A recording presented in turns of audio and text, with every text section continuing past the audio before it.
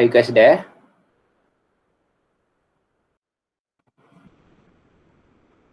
Anyone there?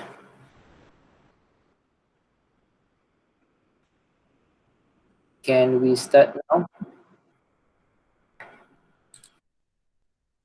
Can. Okay. Good morning, Sosim. Good morning.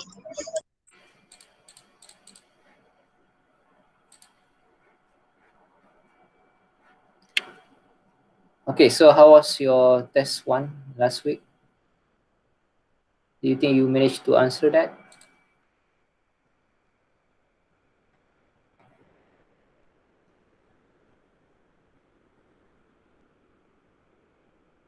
Or you guys still sleepy?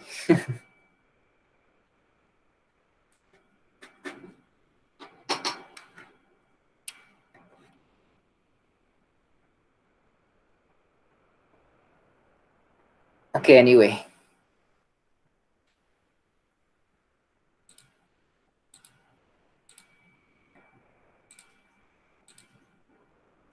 I think I will just start. So for those who has yet joined, so they can refer to the recorded session later. Right. There's not so many people today. I don't know, maybe it's still early. Okay, so we have finished with chapter 7, and actually we have discussed up to Newton's third law. So for the last one, we discussed about the Newton's, which is related with the forces, right? And okay, in this chapter 8, we're going to discuss about the momentum, impulse, and collisions, all right? So why we have the term of momentum, impulse, and collision? It is because the forces that we discussed in the previous chapter could not describe certain phenomena in the physics. So that's why we need to discuss that in terms of momentum, impulse, and also collision. All right. So this is actually what you will learn in this chapter. So first of all, we will discuss about the momentum. All right. And then we will discuss about the elastic, inelastic collisions. All right. And lastly, we will discuss about the solution of example as the rocket propulsion. All right. Okay, so you see that. So we have the rooftop of a house. So when there is a rain or there is a snow or a heavy snow hitting that roof, so for example, it is shattering a roof. We cannot use the Newton's second law to solve that problem because we know very little about the complicated forces involved. Okay, so that's why in this chapter we introduce you with the concept of momentum and impulse and the conservation of momentum to solve such problem. Okay, so the momentum can be calculated by using the equation as P equals to mv, all right? So which is a product of mass times the velocity, okay? So the Newton's second law can be written in terms of momentum, which is the sum of the forces is equals to dp over dt, which is the differentiation of the momentum according to the time, all right? Okay, so that's how you relate the Newton's second law with the momentum, okay? So momentum is a vector quantity, right? And then a particle's momentum has the same direction as its velocity, okay? So you refer to the figure there. So if the velocity is going there, so the momentum is going towards the parallel direction to that, okay? All right, so what is an impulse? Okay, an impulse is a force is a force, is actually the force, the product of force and the time interval during with it acts. Okay, so the impulse with its j, all right, is the summation of force and then times the duration of t that it is need to produce the force. All right, for example, over here with this equation, so you have the summation of force times the delta t. So it will be time with the time. All right. On a graph of delta, okay, if we look at the graph of delta fx, for example here, okay, this one. So you have the, okay, if you want to find the impulse, so you need to find out, okay, you need to find out the area over that. Okay, so this is basically, if you divide by 2, so basically this can goes there and then this can goes there, so it will be equal to that area. Okay, basically you will have that, okay, you will have that impulse which is equals to area under the curve. All right, so you can either just by integrating this, all right, integrating that, and then you will take the area under the curve, all right, area under this graph to determine what is your impulse. Okay, all right, so let's say here, okay, we can also calculate the impulse by replacing the varying net external force with an average net external force. Okay, so this is actually the average net external force, okay, uh, times the delta t. So this is the delta t.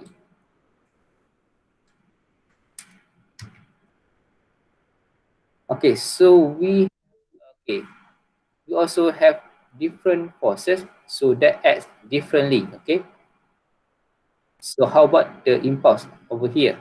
So the impulse over here will be similar. Okay, because you can see here and then over there. Okay, if you integrate the area under the curve, all right, so you find the area under the curve, it is actually the same area. Okay, because the blue one has a shorter time, and then the other one, the yellow one, has the bigger time difference, but with a smaller force, and the blue one has a very large force, but at shorter time. But when you find the product of both, so you actually find out that the impulse, the multiplication, or you obtain the area is similar. Okay, so that's why you have a similar impulse. Okay, so how about the impulse and momentum theorem? Okay, so you can relate that with the momentum. So how to relate? So the change in the momentum of a particle during a time interval is equal to the impulse of the net force acting on the particle during that interval. That is the delta P, right? So when we have two momentum, right? So momentum 1 and momentum 2. So actually the difference between those momentum is the impulse. So that's how you relate the impulse with the momentum. So J, for example, J is equals to P2 minus P1, which is delta P. Okay, so let's have a look at the example here.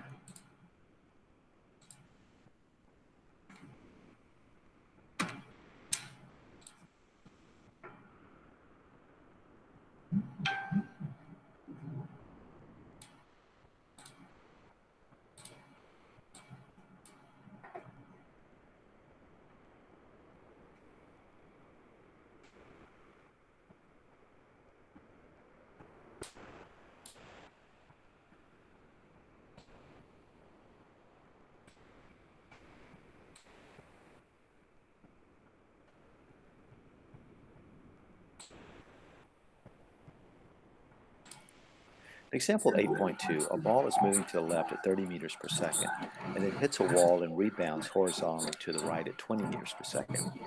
We'd like to find the impulse of the net force on the ball during this collision, and if the ball is in contact with the wall for 0.01 seconds, we'd like to find the average horizontal force that acts on the ball.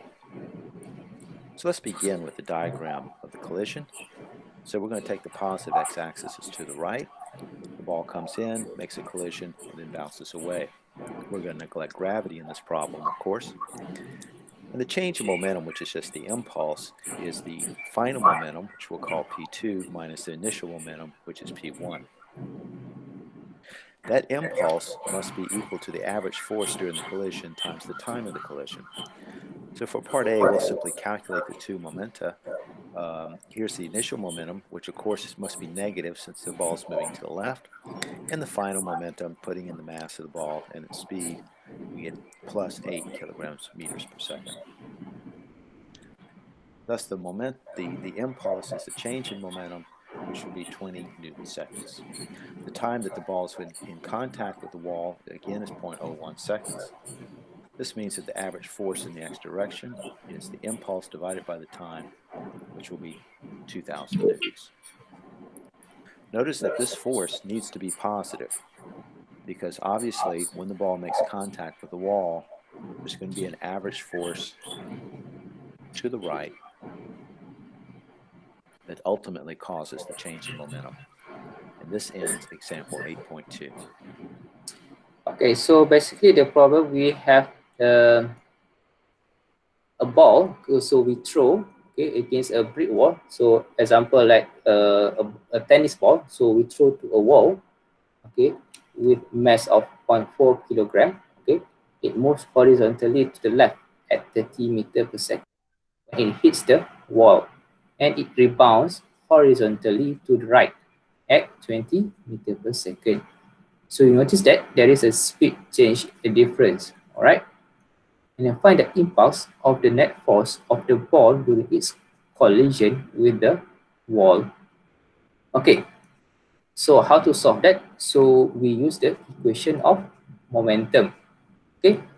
Because it's already hit the wall and then bounce back. So there is a momentum involved, okay? So we have that equation there, all right? Okay. So first, we have, okay, so what we have there, so we have two type of momentum, okay? So we can refer that as P1 and then P2, all right?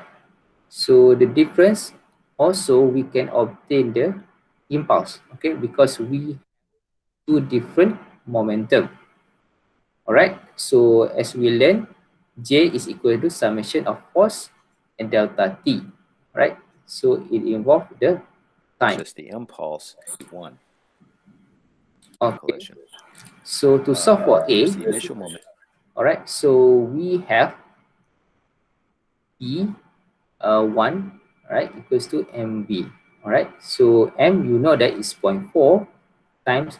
So to the left, so we consider that as a negative 30 meter per second, which is minus 12 kilogram meter per second. And the second momentum, we have 0.4 times positive 20 meter per second, which is 8 kilogram. Okay. So we need to find the impulse. So the impulse will be P2 minus P1. So meaning that 8 minus 12. 8 minus 12. So momentum, which of course is 8 kilograms. The impulse is the change 20 in momentum kilogram per meter second, or 20 Newton the time that the ball is in contact with the wall, again, is 0.01. All right. And then for B, if the ball is in contact with the wall for 0.01 second, find the average horizontal force that the wall exerts on the ball during the impact. So we know that over there, we have a delta T.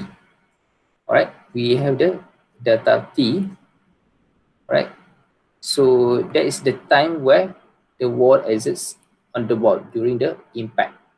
Okay, so that's the meaning of the delta t over there.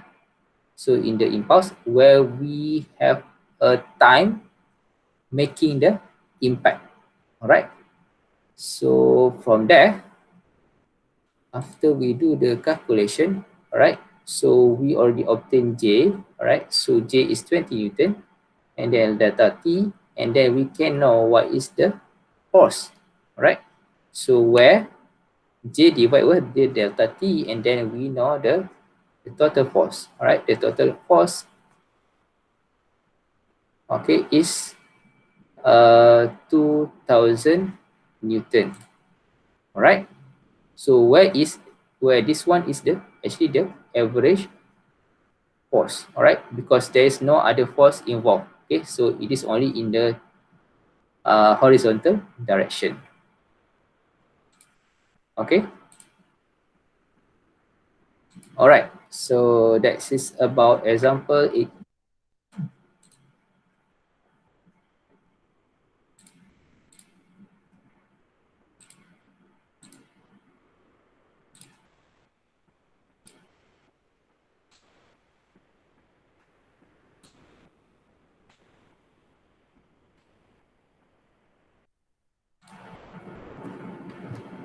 Okay, another example, when let's say when we jump upward, all right, when we jump upward, and our momentum changes from a downward value to 0.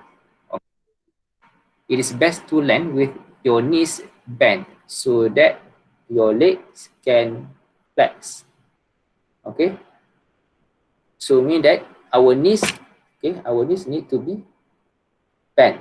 All right, so our knees need to be bent so that the legs can flex. Okay, you then take a relatively long time to stop. Okay, and then the force that the ground exerts on your leg is small. Okay, okay, let's say if you land with your legs extended and then you stop in the short time, the force on your legs is larger. Okay, so remember that. So when we have the knee, all right, okay, let's say this guy.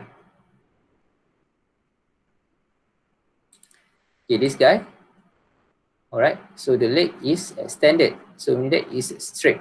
Okay, so mean that the knee is not properly bent. So this might cause a bigger force, right? Compared to this one, if your leg is like that, okay, and then you stay on the ground with your knees bent, all right, so your force will be less. All right, so when your force is less, actually you take a longer time. All right, you take a longer time to stop because you see that the relationship is impulse is the summation of force delta t. Okay, so for this one, actually you take a shorter time. Okay, a shorter time to the impact. Okay, but this one it will take longer time. Okay, so actually this is like that. Okay, it is a longer time for the impact. But for this one, it will be like that. Okay, so actually that will cause the all right will cause the force to be higher. All right, give me a second.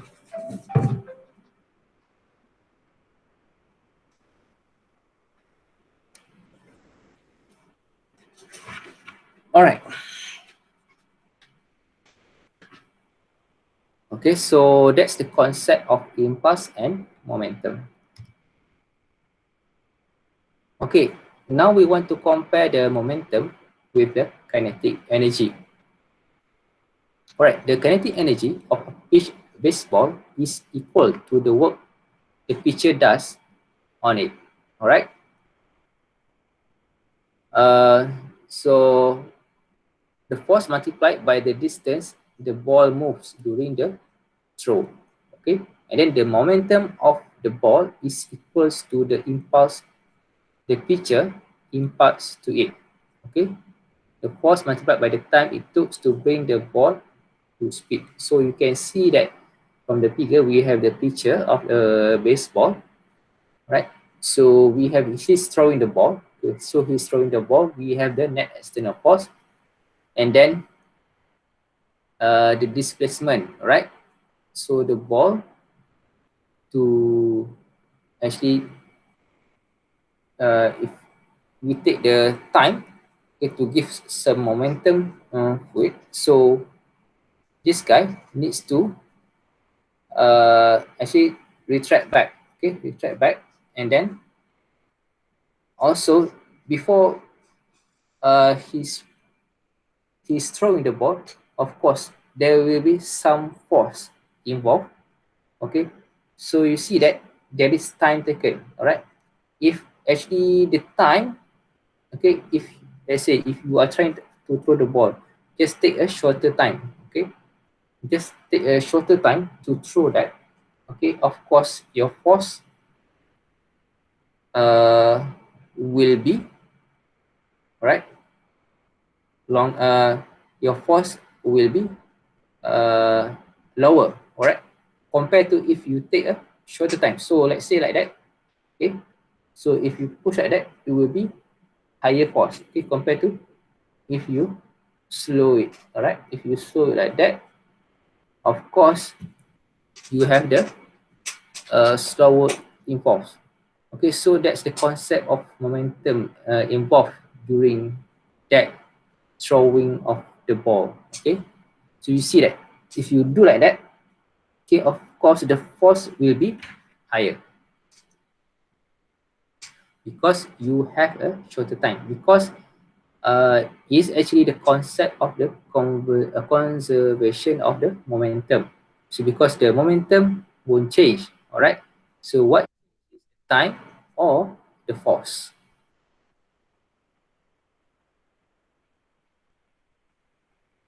All right, okay, for example, we are in an isolated system. Okay, for example, in the zero gravity environment. All right, for example, there we have two astronauts push each other as they float freely. Okay, so there are no external force when this is the case. We have an isolated system. So this is the isolated system where we have in the outer space. Okay. All right. So there is no external forces acts on the two astronauts system. So its total momentum is conserved. All right. So you can see that. So the force is a repulsive force. So Fa on B and Fb on A. So the forces the astronauts exerts on each other form an action reaction pair. Okay.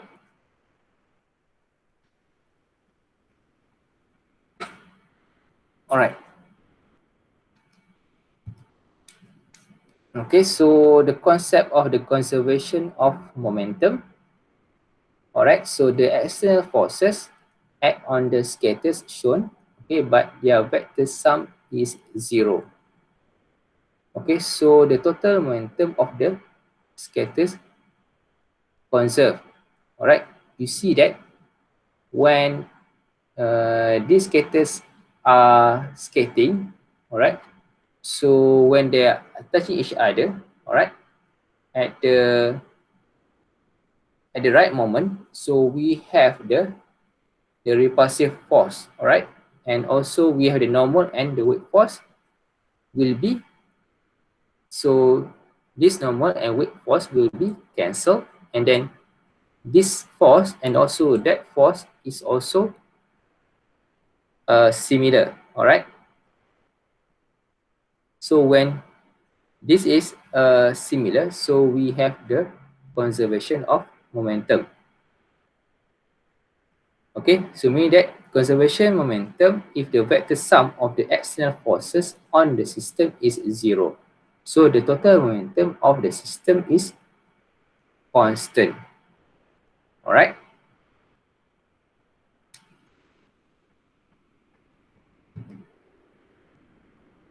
Okay, so momentum is a vector. Okay, so when applying conservation of momentum, remember that momentum is a vector quantity. Okay, so use vector addition to add momenta as shown at the right. Okay, so for example here, we had a system with two particles with momenta in different. Okay, so we have the value of PA 18 and 24. Okay, so we cannot add just like that, okay, because it has the direction, so you can see that it has a vector. Okay, so how do you add that? So actually it involves, okay, it involves the angle. So like this one, so delta, okay, PA plus PB, so this is actually, so what you have is square root of 18 squared plus 24 squared. Okay, so from there you obtain 30 kilogram. Okay, at an angle of 37 degrees. Okay, so how do you obtain this angle? So basically you just put 18 here, and then this is 24. So you need to find out what is the angle there, and then you manage to find out what is this angle. All right, so let's say this is phi, so that is theta. So cos phi equals to, sorry, it is tangent phi. Okay, tangent phi equals to 24 over 18. Okay, so you managed to get the 37. All right, so that's how you add the momentum. So let's have a look at this video.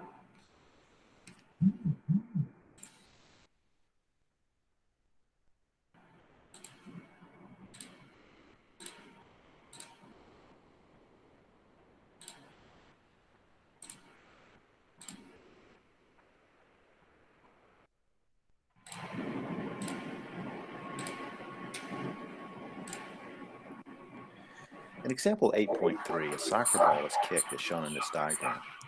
The ball is initially moving to the left at 20 meters per second, and after its kick is moving up and to the right at an angle of 45 degrees with a speed of 30 meters per second. Given this information, we'd like to calculate the impulse on the ball and the average net force acting on the ball, where we're going to assume that the collision time is 0.01 seconds.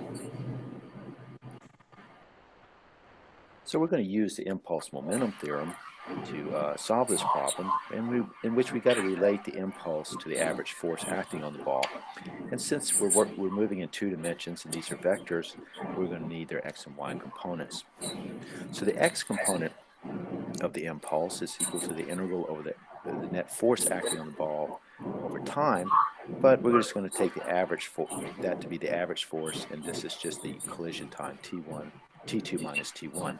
Of course, the definition of impulse is change in momentum, and here's the change in momentum in terms of m and v at the end of this equation. Likewise for the y component. Now we're in a position to put in the numbers. Angle's 45 degrees. So before the kick, we have an initial velocity purely in the minus x direction, 20 meters per second. And after the kick, there's both an x and y component of velocity, which is 21.2 meters per second. The mass of the ball is 0.4 kilograms, so it's an easy matter to get the impulse in each case, in each direction rather. So here's the impulse in the x direction, and here's the impulse in the y direction. The corresponding force is the impulse divided by the time, which is 0.01 seconds, so we get 1,650 newtons of force in the x direction applied by the foot of the soccer player, and 850 newtons of force in the y direction. The magnitude of that force is 1.9 times 10 to the 3 newtons. And the angle that the force is applied. Taking the arctan of the y component of the x component is 27 degrees. Notice that this 27 degrees is not the same as 45 degrees. So the angle of the force is not the same as the angle of the trajectory. We also notice that this force is really quite large, 1900 newtons. The weight of the ball, which is just m times g, is about 4 newtons. So gravity plays very little role in this change in momentum. And this ends example 8.3. Okay, so we have a problem when a football player kicking a ball. All right, so the ball has a mass of 0.4 kilogram, and then initially the ball is moving to the left at 20 meter per second, but then it is kicked. Okay, after the kick is after the player kick the ball, so it is moving at 45 degree upward and to the right with speed of 30 meter second. All right, find the impulse. So we still need to find the impulse of the net force and the average net force. Okay, assuming the collision time of delta t 0.010 second. Okay, so as usual, we have the equation of J. So over here, we have J with F. All right, so what we need to find, okay, we need to first, because it involves an angle, so we need to divide that into component, all right, x and y. Okay, so for the first one, it is not a problem because it is in the horizontal direction. Of course, it is in the x direction. Okay, because after the ball is kicked, so it is involved with y direction as well. We're going to need their x and y component. Of course, the definition of impulse is change in momentum. Okay, as you can see, so we have in terms of x, so we have P2 minus P1, so and Jy P1, so P2y minus P1y. All right, so P is equals to MV. Okay, so what do we have here? So before we kick, okay, so it is minus 20 for V1x, and then V1y is of course is 0 because it's only on the horizontal direction. Okay, after kick, so we have V2x, all right, V2x equals to V2y. Okay, V2x is equals to V2y. Okay, because this one, okay, V2y is over there, and then V2x is over there. Of course, it will be similar because it is 45 degree. Okay, so the force going up and the force going to the right will be similar. Okay, so which is the 30 meter per second, right, times 0.707, which is the cos, either cos 45 or sine 45. All right, so this is equals to 21.2. So in the x direction and also to the y direction. Okay, and then so we can know what is our j. So on jx, it will be p is mv, so m is similar, so 0.4. So the difference is just in terms of the velocity. So v2x minus v1x. So v2x is 21.2 minus 20, so plus, all right? So it will be 41.2. Okay, so we obtain that jx is 16.5 Newton second or kilogram meter per second. Okay, and then we have jy. Of course, we don't have any component on the v1y, so we have 0.4 times 21.2, so we have 8.5 kilogram meter per second. Okay, so we need to find the impulse. So we have the x component and also y component of the impulse. So how to obtain the impulse? We need to find the square. So the we need to find the magnitude of that. So we take the square root of jx squared. Okay, square root of jx squared and plus jy squared. Okay, but before that, the force, okay, in the x direction is we divide with the delta t. Okay, jx divide with delta t, so we obtain 1650, and average y, it is 850 Newton. Of the soccer player, taking the arctan of the y. Okay, so this f average is similar to the impulse will be, all right, square root of 1650 squared plus 850 squared. And then square root of that, we obtain 1.9 times 10 to the 3 Newton. Okay, so what's the angle? So the angle is actually the tangent theta equals to 850 divided with 1650. Okay, where we obtain as 27 degree. Okay, so it is mentioned that here is actually the force. Okay, the force is actually, it's not, the angle of the force is not similar to the angle of the board escape. Okay, so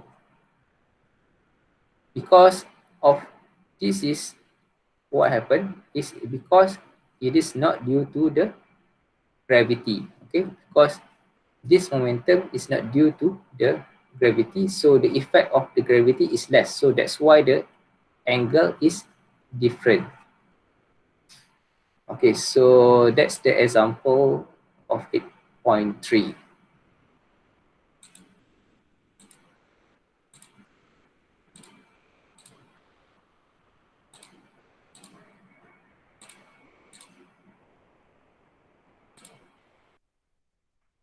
Okay. All right, let's say we have the collision. All right, now we have the collision. So we have elastic collision. Okay, so before, okay, so in an elastic collision, the total kinetic energy of the system is the same after the collision as before. Okay, so let's say we have VA1 and VB1. Okay, we have the spring there.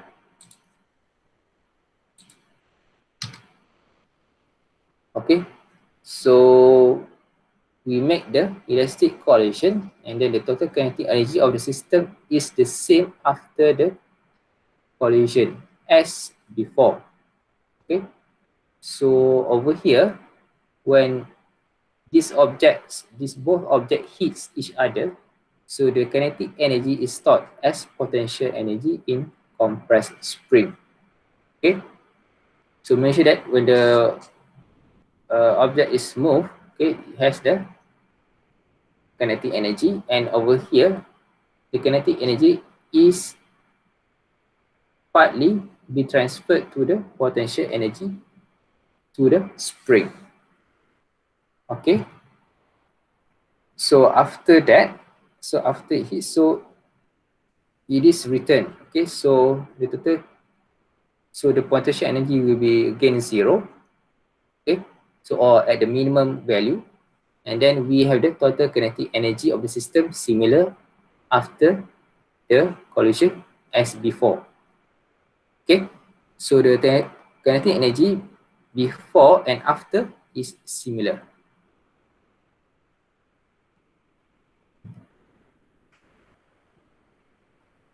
Okay, so let's say that is elastic. So when elastic, we have the spring. How about in an inelastic collision? Okay, so when there is inelastic, it is non-elastic. The total kinetic energy after the collision is less than before the collision. Okay, so this is example, let's say for like a car crash, right? So it's like a car crash.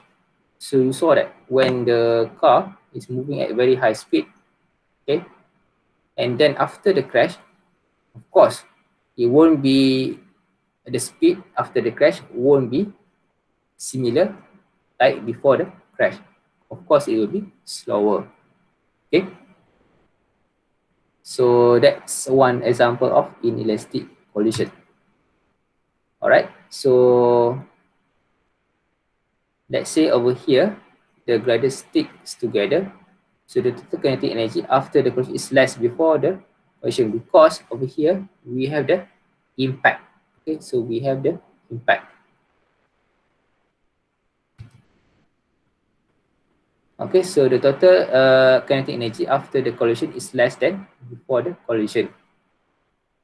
Okay, so the system of these two gliders, okay, for example, there we have the less kinetic energy after the collision than before it. Okay, so the difference is just in elastic collision, the total kinetic energy after the collision is less than before the collision. Okay, a collision in which the object sticks together is called a completely inelastic collision.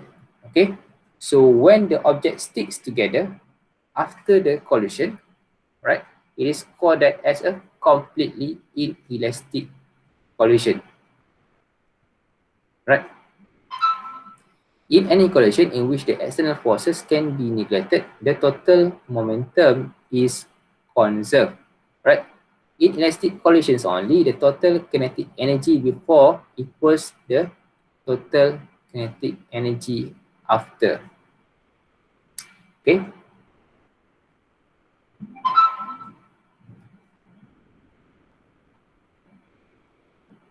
All right. So for example, this in the car crash, so the car are designed so that the collisions are inelastic. Okay. The structure of the car absorbs as much of the energy of the collision as possible. Okay. So this absorbed energy cannot be recovered since it goes into the permanent deformation of the car. Alright. So that's why we have that the car is damaged, okay, after the collision, right? Because the car body actually absorbs, alright, absorbs the energy, okay, from the momentum, right, from the impact of the crash. Okay, so actually the energy is transferred there. Okay, so for example, we have the elastic collision example. So for example, is billiards ball deform very little when collide, and then they quickly spring back from any deformation they do undergo. So this is in the billiard game. So we have the ball will be hit, okay, will be hit together, and then they will move to different direction, and then the collision is very small because you see that the heated surface is very small. Okay, so the collision is almost perfect. Okay, so let's say we have another example over here.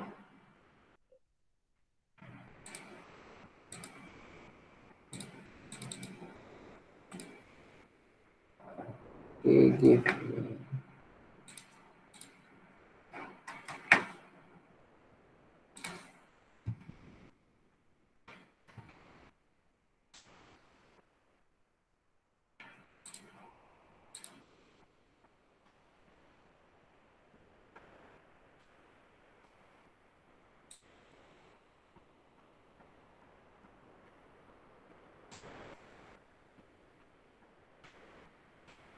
me a few seconds.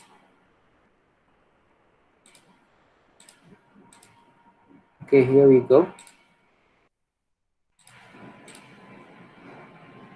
In this demonstration, I have two balls that look the same, but one is happy and one is sad.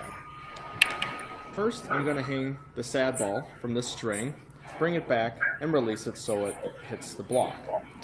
The question is, what will happen to the block when the ball hits it? Will it stay upright or will it fall over? The block stayed upright. This is because when the ball hit the block, it was roughly an inelastic collision. The ball and the block became one mass, essentially, with the momentum, the original momentum of the ball, which is not enough to knock over the block. Now let's repeat the experiment with the happy ball. What will happen when the ball hits the block? Will the block knock over or will it stay upright?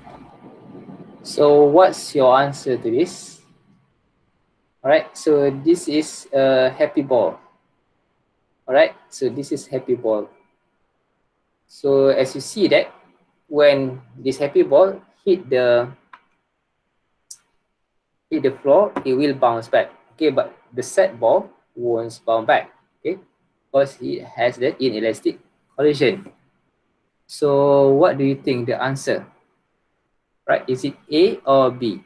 So A is it will knock the block over. So actually the block will collapse, and then B, the block will stay upright. Okay, so who choose A? You can raise your hand.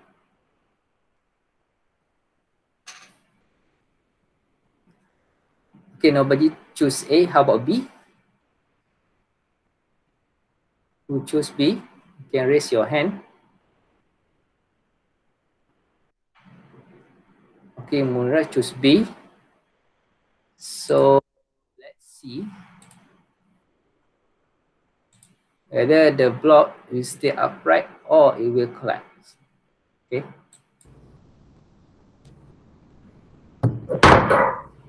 This time the block was knocked over.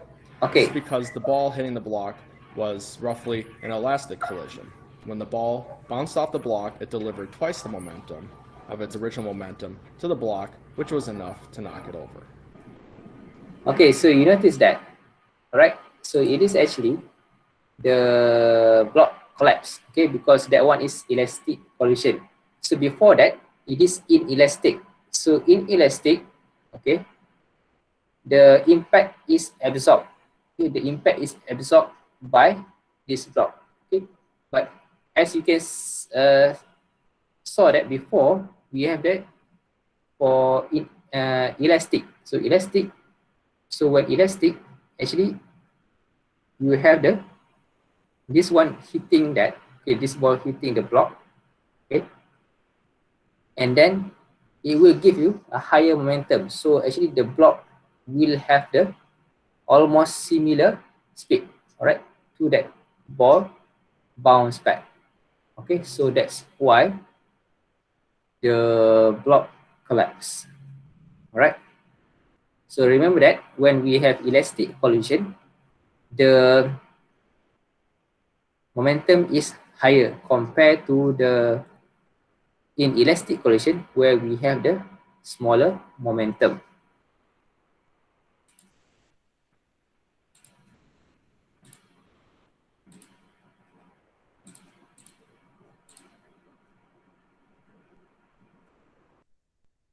Okay.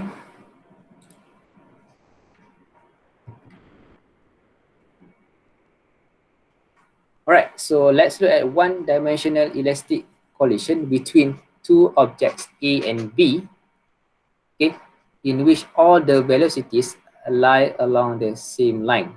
Okay, we will concentrate on the particular case in which object B is at rest before the collision. Okay, so conservation of kinetic energy and momentum give the results for the final velocities of A and B. Okay, for example, we have mv, so that's momentum for one momentum, and the other one we have va1x minus va2x. All right, so what do we have there? Okay, so we have the okay, so we can know what is our V. So VA2 on the second object, okay, which is MA minus MB, so the mass of the first object. okay, minus the second object divided with summation of both masses of the two objects, right? And then times the velocity of the initial velocity. Okay, and then we have the b to x. Okay, so the velocity, okay, second velocity of the second object, okay, which is 2 ma, okay, over ma plus mb, okay, v a 1x. Okay, what you can see here, all right, so the velocity of the second object is actually will be higher, right, compared to the velocity of the first object. Okay, so you can see the example of here when B is much more massive than A, okay, and A reverse its velocity direction, B hardly moves. All right. Okay, when B is much less massive than A, okay, then A slows a little bit, while B picks up the velocity of about the twice of original velocity of B. Okay, so as you can see here, when the mass actually makes the impact, right? So when we have the object of bigger mass hitting the object with a smaller mass, okay, of course, right? Of course, uh, the another object will move much faster compared to the object that hits that, right? Compared to if this one, okay, small object hits the big object, and then the object, it is actually moves very slow, okay, move very slow, okay, and then the smaller object actually bounce back, okay, because actually the impact, okay, cannot actually, the impact is not what I mean is the momentum of the object A is not enough, right, for it to move in the similar direction of the object B, okay, compared to this one where the momentum is enough to actually make the object A stays in the similar direction as object B. Okay, so for example here, when we have A and B have similar masses, then A stops after the collision and B moves with the original speed of A. Okay, so over here, VB2X, okay, will be similar with VA1X. Okay, so A will stop. So this is in the billiard game. So A will stop because it has the same mass, but B will move. Okay, so B will continue with the speed of A. Okay, so we look for one example over here.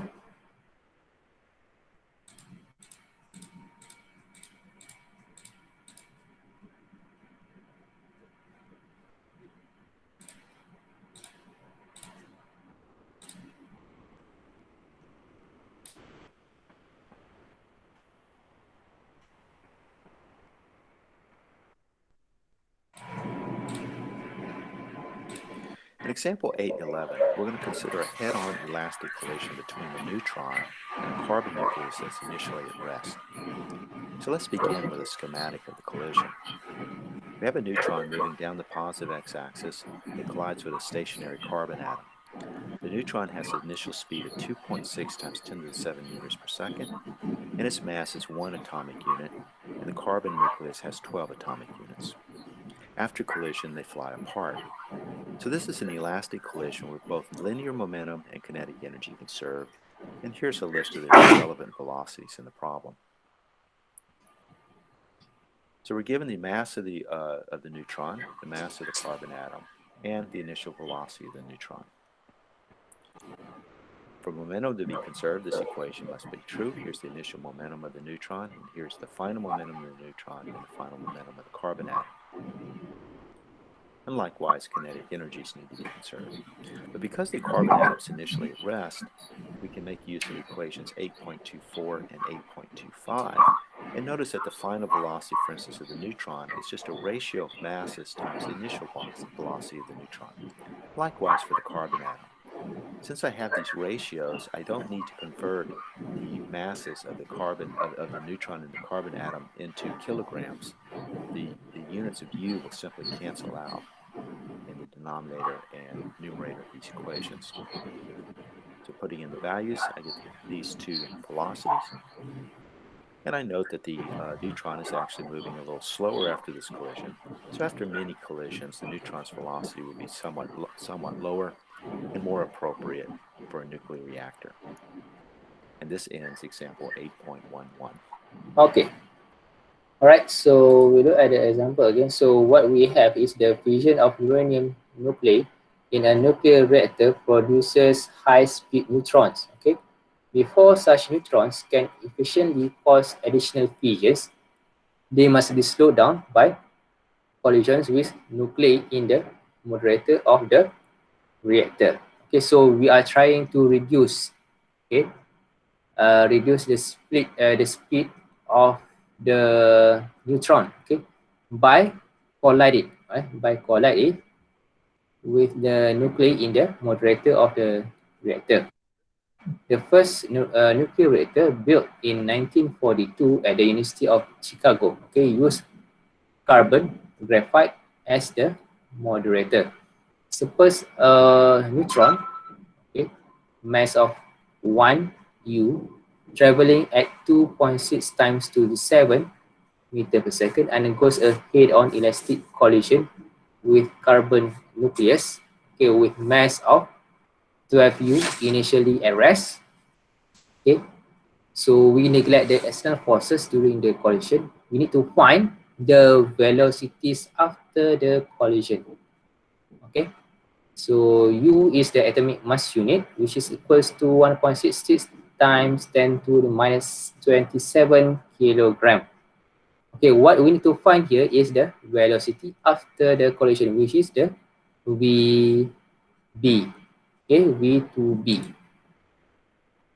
So we picturize that. So we have the nucleus. So we have the mass of 1 U. And then the V is 2.6. Traveling. So traveling at 2.6 times to the 7, right? And then hitting, it is hitting, it is having an elastic collision with a carbon nucleus, which has a bigger mass, right? So it has a bigger mass. Of course, when what we saw that before, so when the small object hit the bigger mass, of course, the object will bounce back. So the neutron will bounce back. So what we have, so how do we calculate that? So we have the mass of the neutron, 1 U, and then mass of carbon is 12 U, and V1 is 2.6 times 10 to the 7 meter per second, and the momentum that we have, Mn, times V and 1 equals to Mn V, Vn2 plus Mc V C2. So that's the concept of conservation of momentum. So momentum before hitting and then after hitting. And then we have the kinetic energy involved, right? So half mv, right? F mv squared. So it is actually similar, all right? So it's just that we replace that with half mv squared. So to know that, what is the velocity after the collision? All right. So we need to find what is Vn2, all right, and also Vc2. Okay, so Vn2 is Mn minus Mc over Mn plus Mc Vn 1x, and Vc2, which is equals to 2m. Okay, so 2mn, all right, over Mn plus Mcv and 1x. Okay, so we replace that with the value. Okay, so we obtain Vn2x, which is minus 2.2 times 10 to minus 10 to 7. Okay, so you notice that it is at a smaller speed right now, and then Vc2 only move a little bit. Okay, Vc2 is 0.4 times 10 to the 7. Okay, so that's how we reduce the speed of the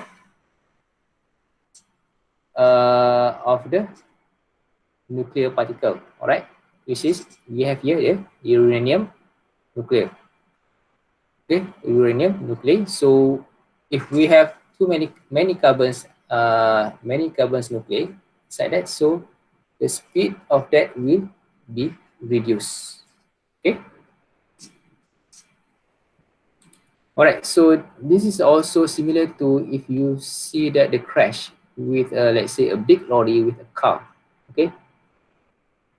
Even you see when the car hits the road, of course the car will bounce back. Okay. So because the lorry has a bigger mass, right? The lorry has a bigger mass. Okay, unless if the lorry hits the car will move actually faster. Okay, and then the lorry will still moving to the similar direction of that car. All right, so that's an example of the collision. All right, the elastic and inelastic collision.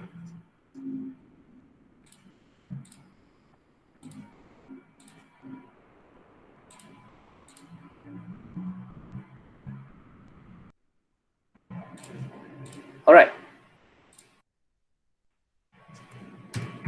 Okay. So, okay, one more. You need to remember that when it is has the same masses, so the one object will stop. Okay, and then the other object will continue with the speed uh, of the first object. Okay, that is the elastic collision. Alright, so we have three different conditions for elastic collision. Okay, so one small mass hit the big mass, and then big mass hit the small mass, and then similar mass hit the one mass hit another mass, which the masses are similar. Right? Okay, we have let's say we have center of mass. Okay, we can restate the principle of conservation of momentum in a useful way by using the concept of center of mass. Suppose we have several particles with masses m1, m2, and so on. We define the center of mass of the system as the point at the position given by, okay, so we have R, which is the center of the mass, okay, M1 R1, M2 R2. So this is actually the summation of MI RI divided with the summation of mass.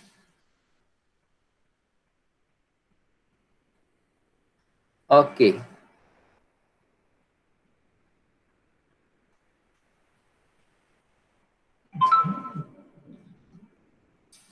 All right.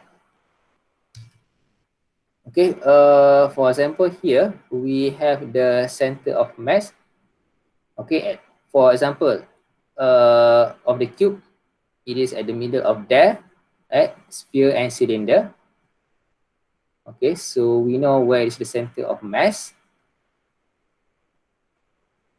Okay, for this one, we have the disk, okay, at the center there. and a donut, right? So if an object has an axis of symmetry, the center of mass lies along it. So this is how you identify the center of mass of different objects. Okay. As in the case of donut, the center of mass may not be within the object. Okay, because it is a ring. Okay, so that's the center of mass. Okay.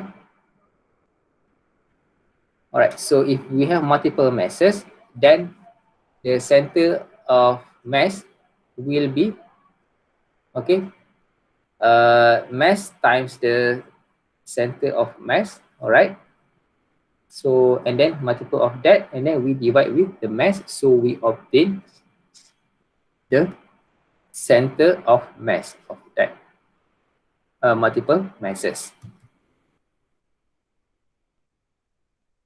Okay, let's say we have the motion of the center of mass.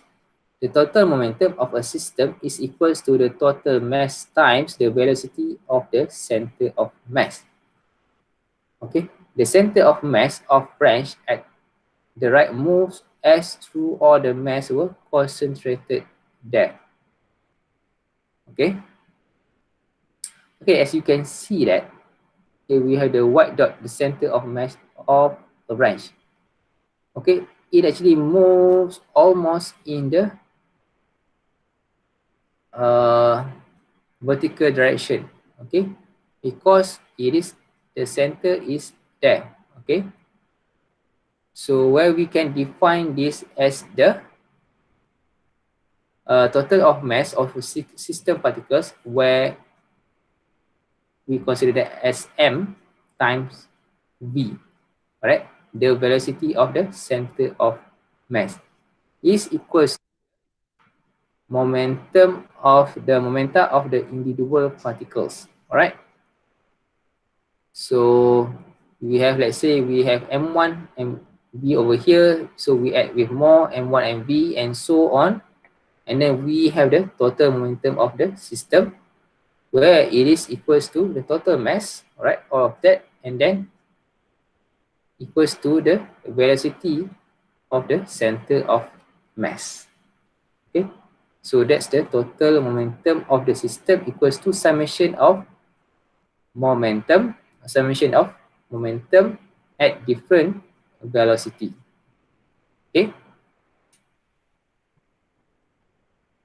of course the velocity over here will change, all right, accordingly, because it will be higher, because due to the gravitational force, okay, gravitational acceleration force.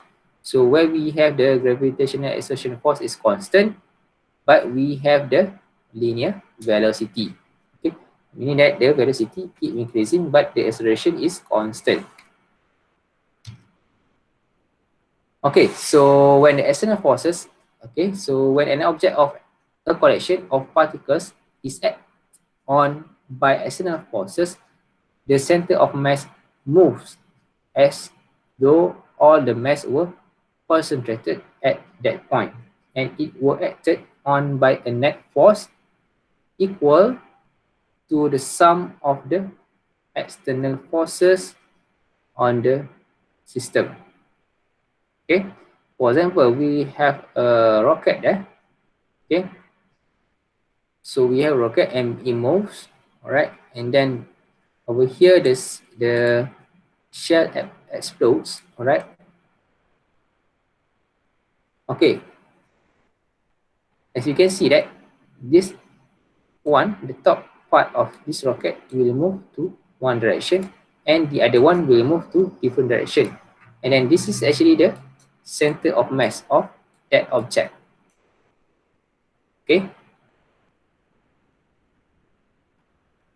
So it is actually, as you can see that, it is actually will be at the middle of that. Okay, because this object have the center of mass over there, and then this object has the center of mass over there, and then it is actually summation of that, you will obtain the center of mass over that. So this is actually what you calculated over here. So this one.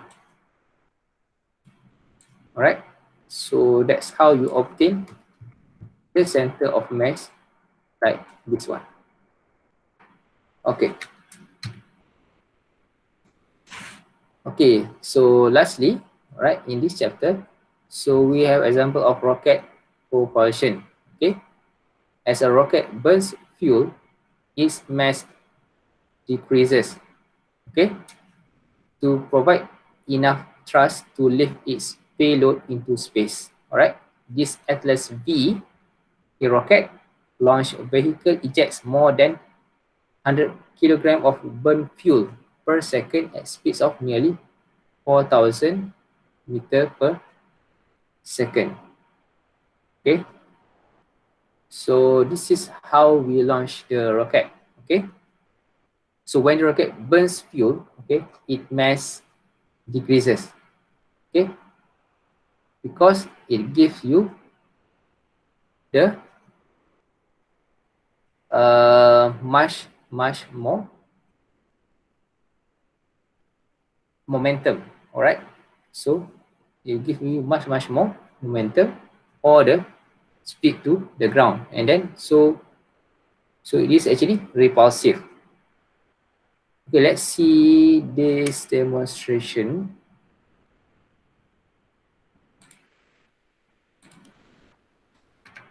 Water rocket.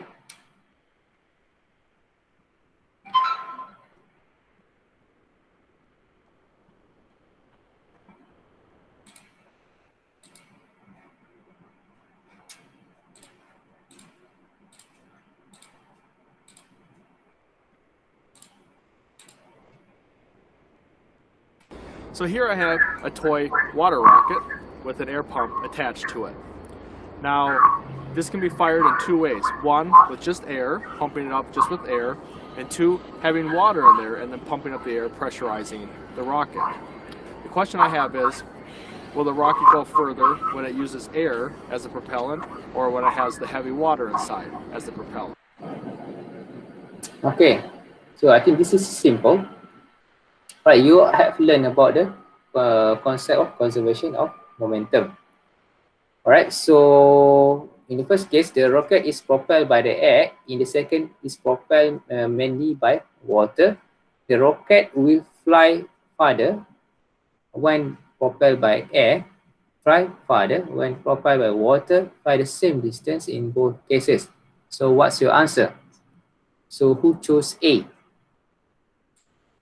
Anyone? Okay, how about B? So who chose B? You can raise your hand. Nobody chose B. And how about C? Okay, Sharia to mention is C. All right. Okay, what's the answer?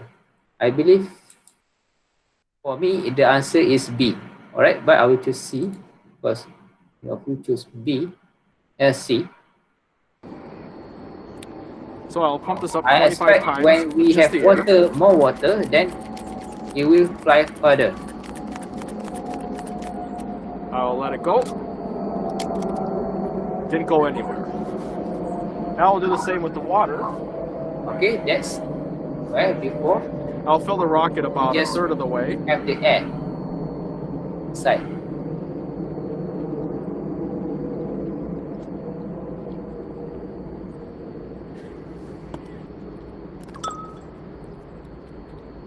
And I'll pump it up another 25 times.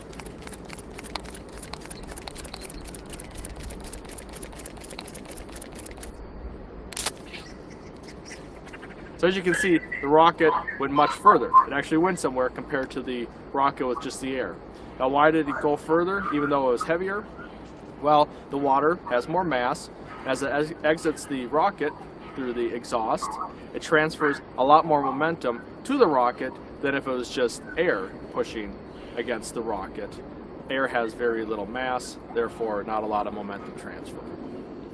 Okay, so that's the reason. Okay, so when we have more mass, all right, so as you know that the momentum is related to the mass and velocity.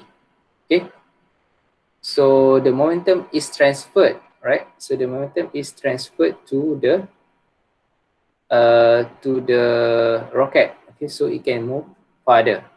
Alright, so when we put the water in.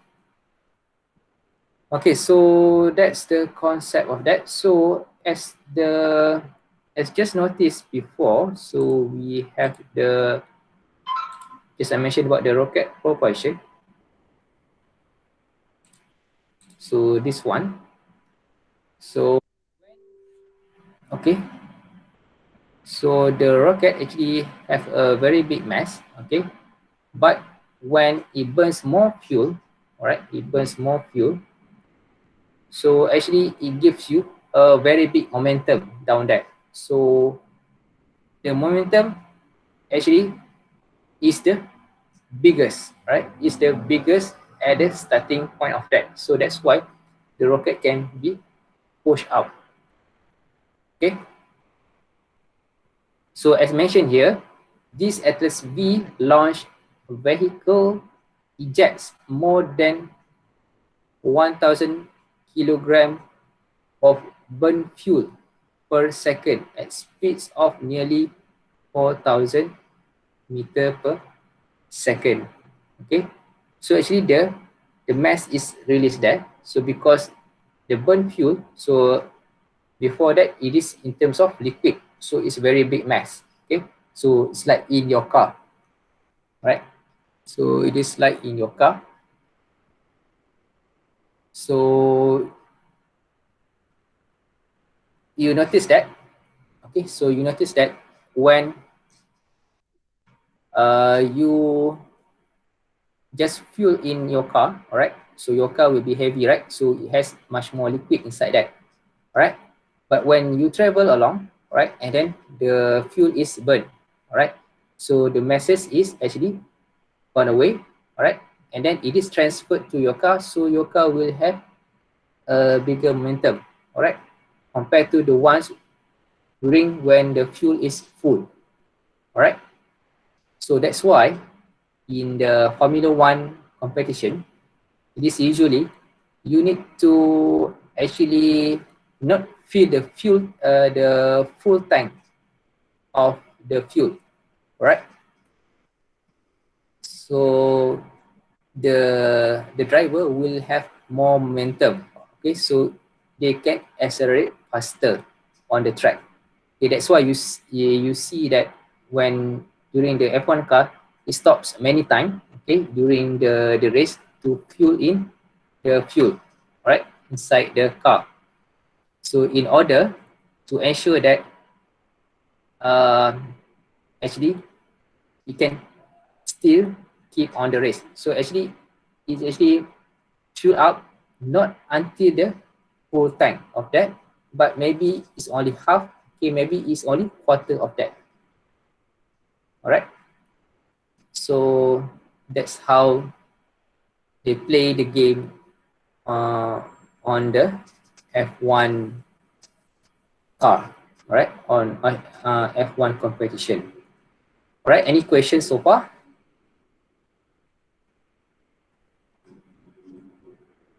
Okay, no question. Okay, let's move a bit to chapter 9. All right, before we stop. So because this chapter 9, this one that you will do your lab for tomorrow, okay, which involve about the moment of inertia, all right, and also the angular acceleration and the torque. Okay, so I already sent you the file, the lecture notes for chapter 9 on the WhatsApp, so you can open that for your reference.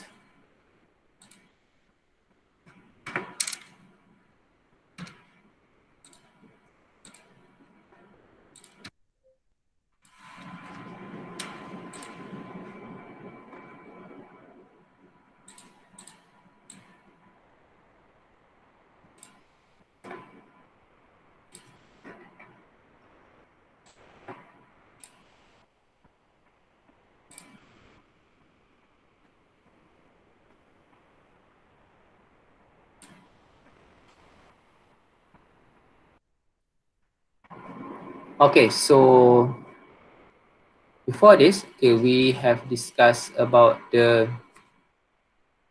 momentum. All right. So when we have the object hitting each other, all right. So where we have the concept of momentum. Before that, we just describe about the movement of the object. Okay, by using what we call the Newton's law, right? And then we have the object hitting each other. So we have the concept of momentum and also concept of the impulse. And then now we are considering, okay, before that, we mentioned about the object is moving into direction. Okay, for example, like this one. Okay, now we are considering the object itself rotates, right? The object itself rotates while moving. Okay, so we are going to consider that rotation, right? So that's what we have learned so far. Okay.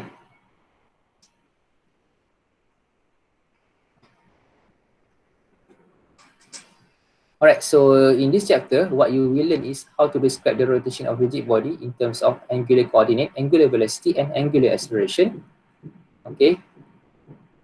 Okay, and then you want to analyze when the rigid body rotation, when the angular acceleration is constant.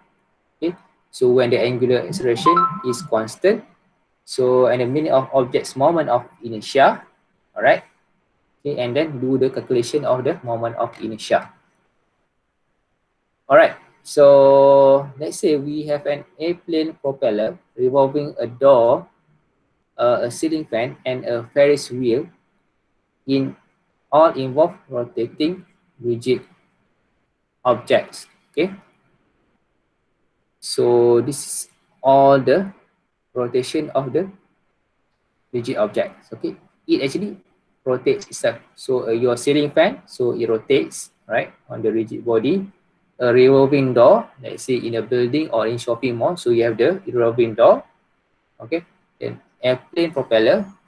So this propeller is the fan, okay, the fan itself, and then a Ferris wheel. Okay, so that's Ferris wheel. Okay, that's Ferris wheel. Okay, so that's involved. Okay, rotation on the rigid bodies. Okay, so the real world rotations can be very complicated because of stretching and twisting of the rotating object. But for now, we will assume that the rotating object is perfectly rigid. Okay, so we don't consider um, other forces involved, okay, like stretching and twisting of the rotation of the object. So let's introduce with the concept of angular coordinate. So a car speedometer needle rotates about a fixed axis. So the speedometer inside the car, so as you can see, the speedometer needle rotates about the fixed axis. Okay. So it makes an angle theta from the axis, specify the needle rotation position. Okay. The axis of rotation passes through origin and points out of the page. Okay. So that is the axis of rotation. Okay.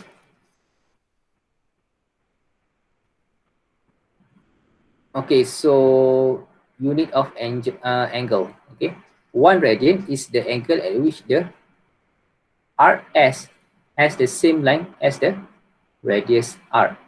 Okay, so when we have this, okay, when we have this R S, okay, is similar to R. Okay, this is called 1 radian. The angle is called 1 radian. Okay, so one complete revolution is 360 degrees equals to 2 pi radian. Okay. Okay. An angle in radian is theta equals to S over R as shown in the figure. Okay. So what we have S equals to r theta. Okay, so because theta is in radian, so equals to s over r.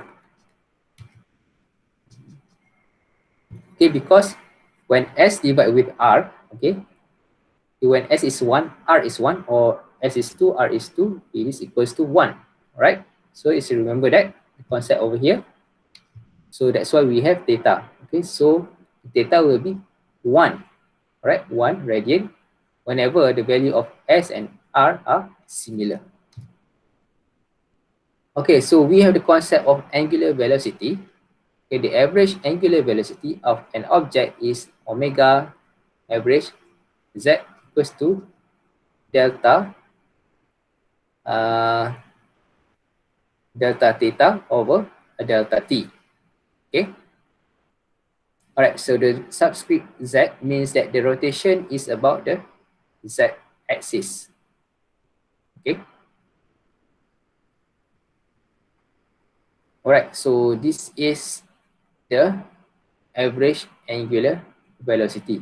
So we need to find out what is the difference of theta. Okay, for example, over here we have theta 1 and then we have theta 2. Alright, so the difference is theta 2 minus theta 1. So we obtain that the delta theta divide with the time. Okay, divide with the time taken from it move from the theta 1 and then times it move to the theta 2. Okay, so theta 2, oh sorry, time 2 at this theta 2 minus time 1 at the theta 1. So you obtain this theta. So you obtain the average angular velocity. So angle velocity. So that's why for the name as angular velocity. So based on the angle. Okay, and then the rotation. Okay, so we have that z because it is rotation about the z-axis, the center of rotation. Okay, because the center of rotation is at the z-axis, so we have that center of rotation. So that's angle. Okay, moving back. Okay.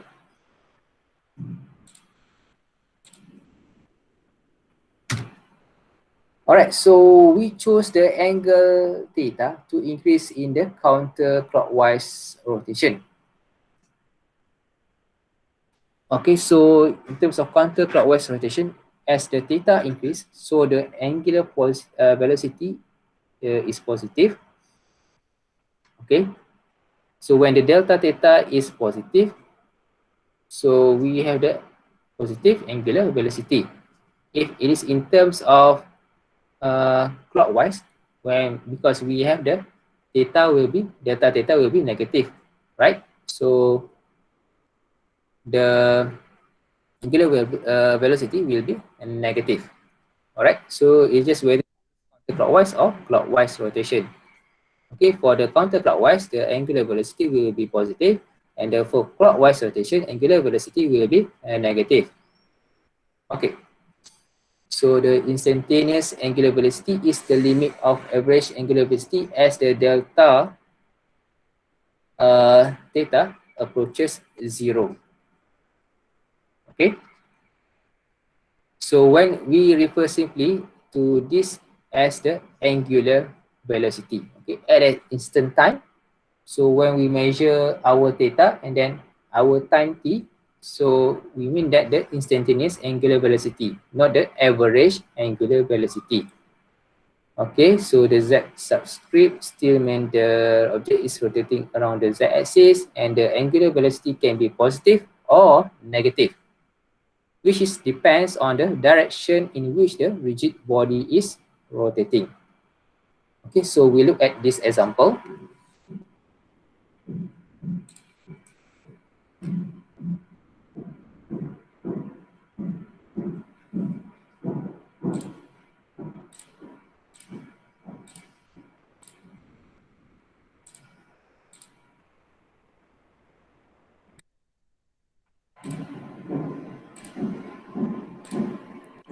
In example 9.1, the angular position of a 0.36 meter diameter flying wheel is given by this equation.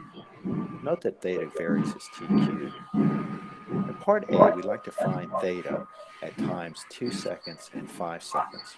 Then we'd like to find the distance that a particle in the flywheel rim moves over in the time interval from 2 to 5 seconds, and the average velocity during this time period. And finally, we'll calculate the instantaneous velocities at 2 seconds and 5 seconds, respectively. Now, one of the equations that we'll need to solve this problem is the definition of average velocity, which would be the change in angular position divided by the corresponding time over which that position changed, delta theta over delta t. So for part A, all we need to do is plug the times into this equation. So we plug 2 seconds in and we get 16 radians. So in going from 0 to 2 seconds, it turns through 16 radians. Converting that to degrees, I multiply by 316 divided by 2 pi, that's about 920 degrees. For theta 2, I put in 5 seconds. That's going to give me 250 radians.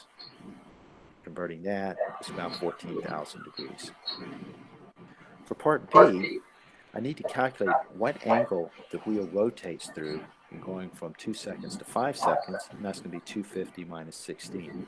This angle needs to be in radians, not degrees. Then the distance traveled is the radius of the wheel times the change in angle. And the radius, of course, would be 0.36 divided by 2, which is 0.18. I get 42 meters. The average velocity during this time period is 250 minus 16 divided by the time, which would be 3 seconds, which is 78 radians per second, which corresponds to 740 revolutions per minute. And finally, we can calculate the two instantaneous velocities using the definition of instantaneous angular velocity, which is d theta dt. And since we have theta as an explicit function of time, it's easy to carry out this differential. And then we get this expression. And we simply need to plug the times into that expression. Doing so, we get 24 radians per second and 150 radians per second. Now, it's sort of interesting to calculate the average velocity from these two instantaneous velocities. And so W average would be 150 plus 24 over 2, which is 87 radians per second. Notice that this does not equal this average velocity. The reason is that the instantaneous velocity is increasing as t squared. If it were indeed proportional to t, then these two averages would have been identical. And this ends example 9.1. Okay, I think the example is quite easy, right? So basically, we just need to find the theta, right?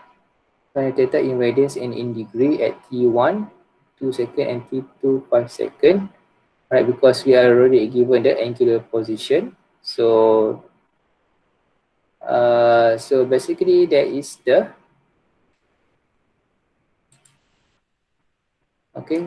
We can relate that with the angular velocity, all right? Delta theta, 50 radians. Okay. So how to solve that? So we just insert T1 and also over there we insert T2 later, right? So after that we have what is our theta 1 and also theta 2. Okay. And then for B,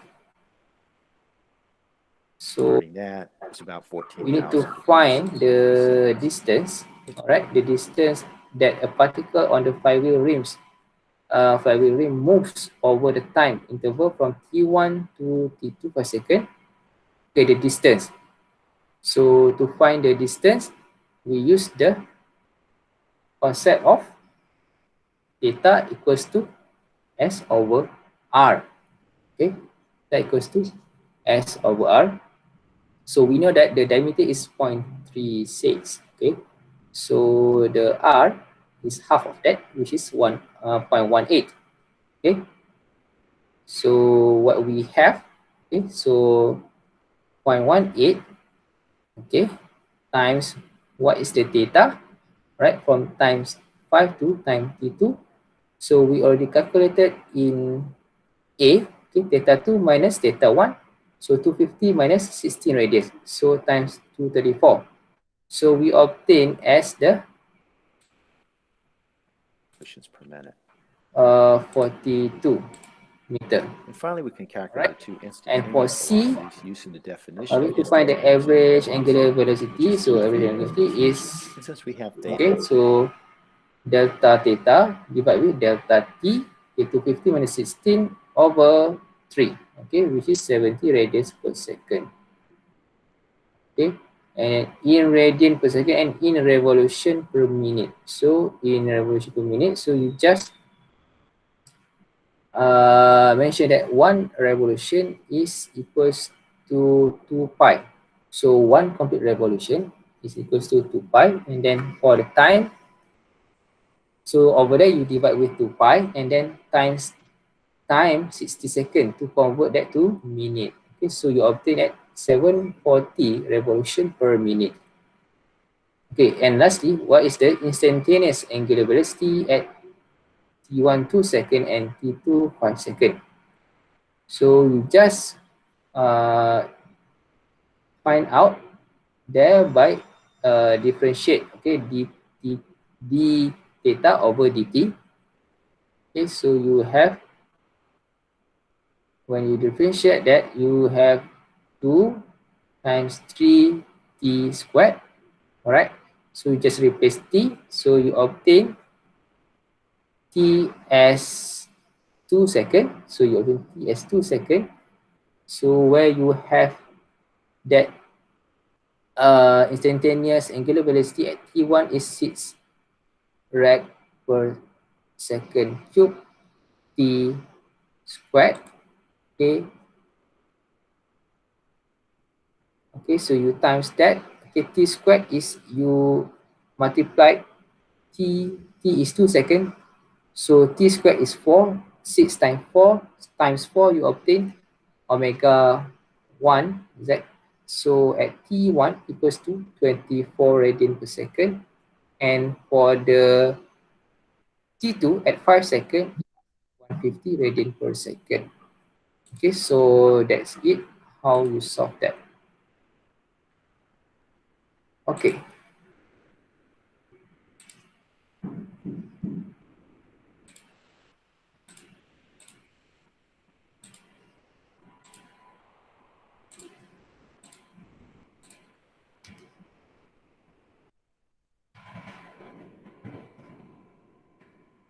Right.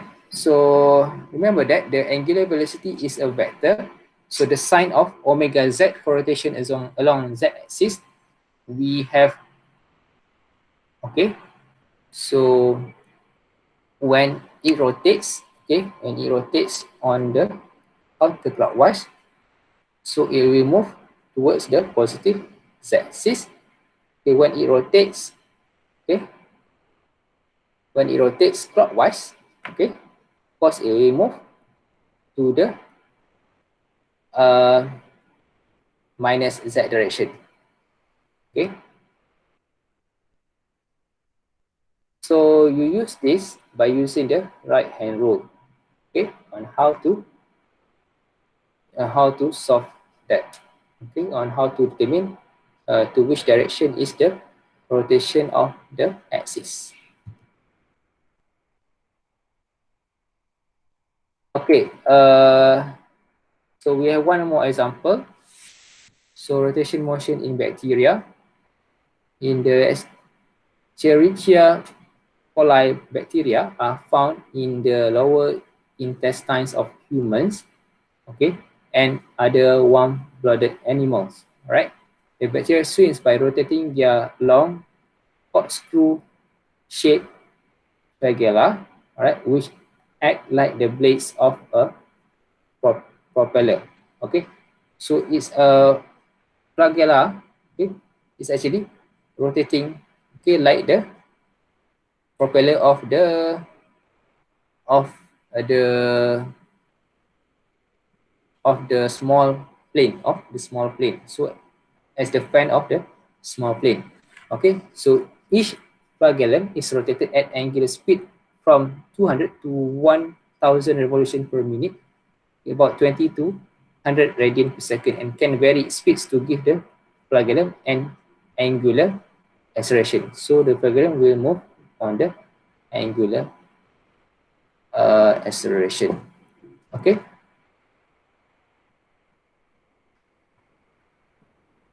Okay, so I'll stop there. All right. So we will discuss tomorrow a little bit about this angular acceleration and the moment of inertia before we start the lab. Okay. All right. So, are you guys doing with your test one? Are you guys okay? I'm going to share you the answer of that test one later today. All right. And then I'm going to give you a feedback survey, which actually will give you one additional mark, okay, to your test one. All right. The question is hilarious. Okay. So you got your name inside that, right? All right, Kak Ilang. All right. So, okay. So you got a chance to increase your mark by submitting your feedback. All right. So I'm going to share you that Google form. Right. So you need to submit that by Thursday. So the due date is the due date is Wednesday. So the due date is Wednesday at 11:59 p.m. Right? So I'm actually trying to give you back your test one, hopefully by Thursday or next Monday. Right? Okay, so I will share that form shortly. Give me a while.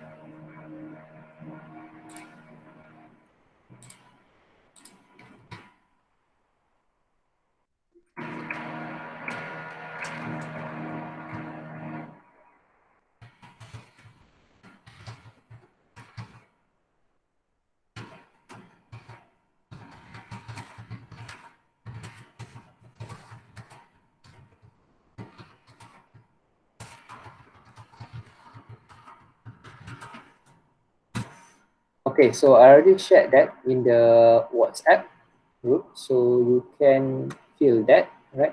So this is actually a big mark, one because it is will be 1/30, right? So it will be 1/30, which will carry, if it is 100%, it will be about 3 marks, all right? About 3.3 marks. Okay, so I already shared the form and I will also share you the answer key to the test one as well. So you can check whether have you done it correct or not.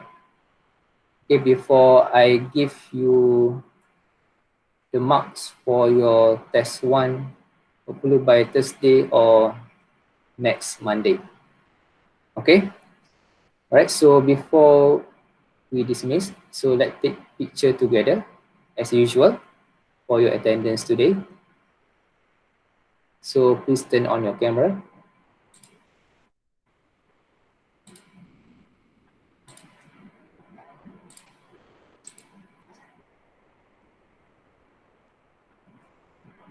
Okay, come on everyone.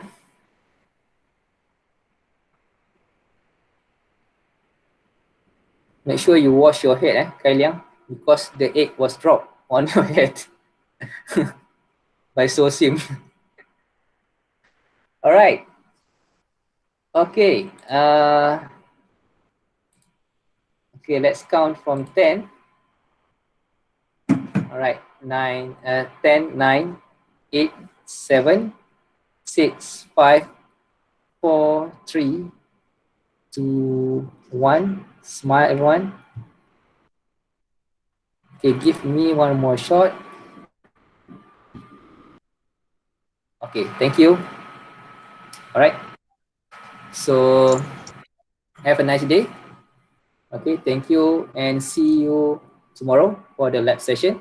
Okay, by the way, I'm going to also share you the document for the lab tomorrow as well, the lab manual. Okay.